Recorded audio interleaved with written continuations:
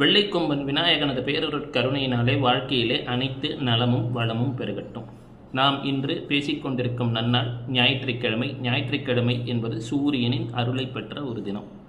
தற்பொழுது சூரியன் விருட்சிக ராசியிலே சஞ்சாரம் செய்து கொண்டிருக்கிறார். விருட்சிக ராசி என்பது காலபுருஷ தத்துவத்தின் 8ஆம் இடம். விருட்சிக ராசியிலே சூரியன் சஞ்சாரிக்கும் பொழுது அவருக்கு பெயர் பர்ஜன்ய ஆதித்யன் என்று பெயர். அப்பொழுது 8ஆம் இடம் என்பது ஒரு ரகசியமான ஒரு இடம் என்று சொல்லுவார்கள். எங்கே ரகசியம் இருக்கிறதோ அங்கேதான் அதிருஷ்டமும் இருக்கும். திருஷ்டம் என்றால் கண்ணால் காணக்கூடியது, அதிருஷ்டம் என்று சொன்னால் கண்ணால் காண முடியாது, அனுபவத்தால் அறியக்கூடியது. இதுவே மேஷம் என்பதும் செவ்வாயின் ராசிதான், விருட்சிகம் என்பதும் செவ்வாயின் ராசிதான். மேஷத்துக்கும் விருட்சிகத்துக்கும் என்ன வித்தியாசம்? மேஷம் என்பதிலே செவ்வாய் மட்டும் இருக்கும். மேஷம் ஆண் தன்மை கொண்டது. அங்கே இருக்கக்கூடிய நட்சத்திரமானது கேதுவின் அஸ்வினி நட்சத்திரம் மற்றும் அபபரணி நட்சத்திரம் மற்றும் நமது சூரியனின் ஒரு முதல் பாதம் வந்துவிடும். இதே நமது விருட்சிகத்துக்கு வருகிறோம். விருட்சிகத்திலே நமக்கு இருக்கக்கூடிய நட்சத்திரங்கள் என்று சொன்னால் எடுத்தவுடனே குருவின் விசாகத்தின் ஒரு பாதம் வந்துவிடும். மீண்டும் நமக்கு இவர் வருவார், அனுஷம் என்ற 4 நட்சத்திரங்களும் கேட்டை என்று சொல்லக்கூடிய நட்சத்திரத்தின் 4 பாதமும் வரும். அப்போது இதில் அனுஷமும் கேட்டையும் உடைபடாத நட்சத்திரங்கள், நாட் ஸ்பிளிட், அவை அந்த ஒரே ராசி கட்டத்துக்குள் அடங்கி விடுகின்றன. இங்கே இன்று கேட்டை நட்சத்திரத்தை பற்றி பேசுகின்றோம். கேட்டை நட்சத்திரத்திலே புதன் வக்கிரமாக இருக்கிறார். ஒரு கிரகம் வக்கிரமாக இருக்கிறது என்றால் அதற்குரிய காரக தத்துவத்திலே அதிகமாக ஒரு அறிவு இருக்கும். இன்றைக்கி நம்ம ஜாதகத்தில் பார்த்தோம் என்று சொன்னால் புதன் வித்தின் பிராக்கெட்ஸ் இருக்கும், குரு வித்தின் பிராக்கெட் இருக்கும். அந்த புதனும் குருவும் ஒருவர் பார்த்து கொண்டு வர இருக்கிறார்கள். சூரியனும் இங்கே இருக்கிறார். திடீர் அதிர்ஷ்டம் வர வேண்டும் என்று ஒருவன் நம்பிவிட்டால் சூரியன் எப்பொழுது நமது விருட்சிகத்தில் சஞ்சாரம் செய்கிறாரோ அந்த காலகட்டத்திலே சிவ வழிபாட்டை செய்தால் ஒரு திடீர் அதிர்ஷ்டத்தை வாழ்க்கையிலே கட்டாயம் என்றேனும் ஒரு நாள் அனுபவித்தே தீர்வார்கள். ஏனென்று சொன்னால் இங்கே சஞ்சரிக்கும் சூரியனின் பெயர் பர்ஜன்ய ஆதித்யன் என்ற ஒரு பெயர்.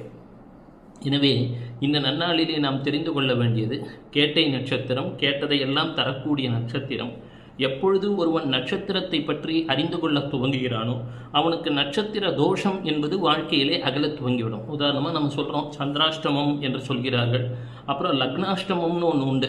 லக்னத்துக்கு 8ல் எப்பொழுது அந்த லக்னாதிபதி செல்கிறாரோ அல்லது சந்திரன் செல்கிறதோ அதுவும் கூட ஒரு விதத்தில் உங்களுக்கு ஒரு அஷ்டமம் தான்.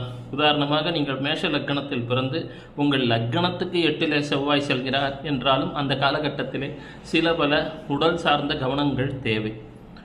மற்றும் ஒன்று, பலரும் 5/12/2024 காலை 4:30 முதல் 5:30 வரை முகூர்த்தம் குறித்துள்ளனர். இதை ஒரு ஆப்ஸில் போட்டு பார்த்தா லக்னத்தில் குளிகன் வருவார். எப்பொழுதுமே லக்னத்திலே குளிகன் வந்தால் அது அவ்வளவு சிறப்பான ஒரு முகூர்த்தமாக கருத இயலாது. அதுபோல் ஏதேனும் ஒரு தோஷம் முகூர்த்தத்தில் வந்துவிட்டால் என்ன செய்வது என்றால், தோஷம் இல்லாமல் தேவனுக்கும் கிடைக்காது என்பார்கள். எல்லா நாட்களிலும் ஏதோ ஒரு இடத்திலே ஒரு தோஷம் இருக்கும். பஞ்சாங்கம் என்பது 5 நிலைகளிலே சென்று கொண்டிருக்கும். ஒன்று நாள், மற்றொன்று அன்றைய திதி, நட்சத்திரம், யோகம் மற்றும் திதி, யோகம், நட்சத்திரம் என்றெல்லாம் சொல்கிறோமே, எத்தனை காரணம், இது 5 இருக்கும். இதில் ஏதோ ஒன்றில் ஏதோ ஒரு தோஷம் இருந்து கொண்டே தான் இருக்கும்.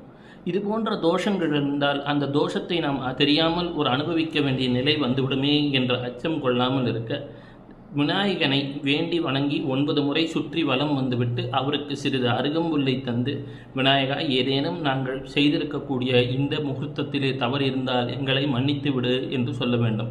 எப்பொழுதுமே விநாயகருக்கு அருகம்புல் வைத்தால் அவர் கால்களுக்கும் அருகம்புல் வைக்க வேண்டும், கரங்களுக்கும் அருகம்புல் வைக்க வேண்டும், முக்கியமாக தலைக்கும் அருகம்புல் வைக்க வேண்டும். ஏனென்று சொன்னால் அனலாசுரனை விழுங்கிய அனல் அவர் தலையிலே ஆத்ம ஜோதியான அந்த வெளிப்பட்டு கொண்டிருக்கிறது.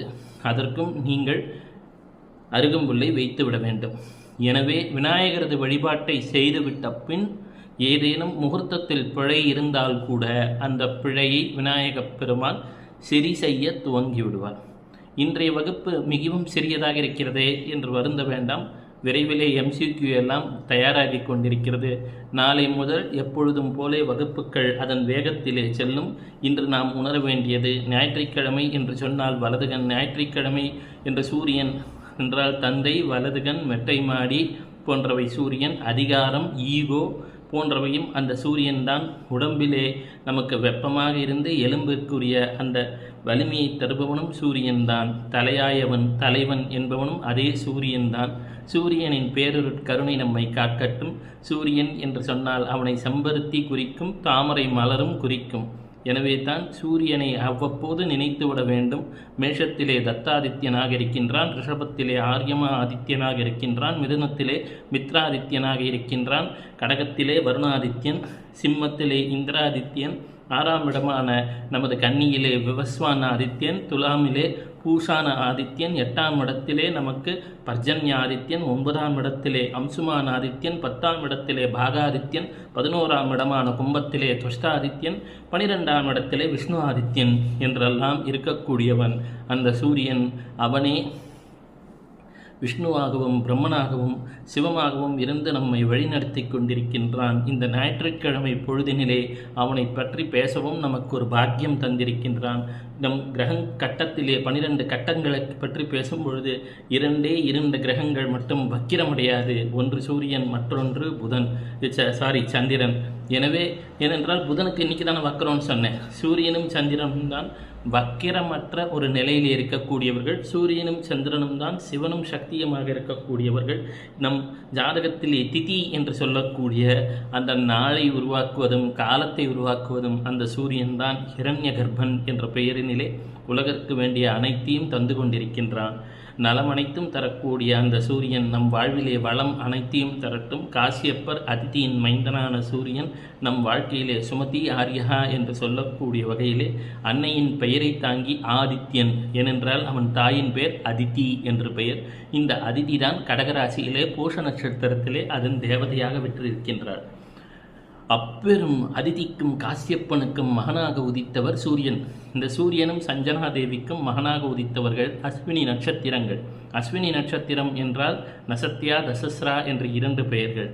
அவர்கள்தான் நகுல சகாதேவனாக வந்தவர். சூரியனது புத்திரன் தான் யமன், யமி, தபதி, அப்புறம் நம்ம சனீஸ்வரர். எல்லாம் அனைத்துக்கும் காரணமாக காரியமாக விளங்கக்கூடியவர் சூரியனார். அந்த சூரியனை வேண்டி வணங்குவோம். வாழ்க்கையில் அனைத்து நலமும் வளமும் பெறுவோம். மீண்டும் நாளை சந்திப்போம்.